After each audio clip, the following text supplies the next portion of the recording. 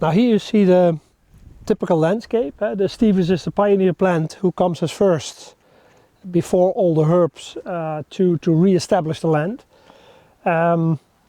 What we do is we cut them with a bush cutter to give more natural material to the land. You could also do it by hand, but we use a bush cutter to mulch them on the land. So we keep the roots in. It gives a new nutrition to the land. So that's the way we use it.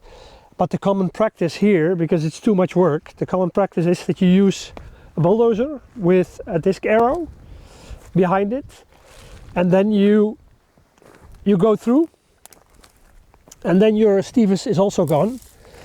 That's the same plant, but all the new material, the herbs, all the new plants are also gone, and this means that you put succession back to level 0, and everything has to start all over again.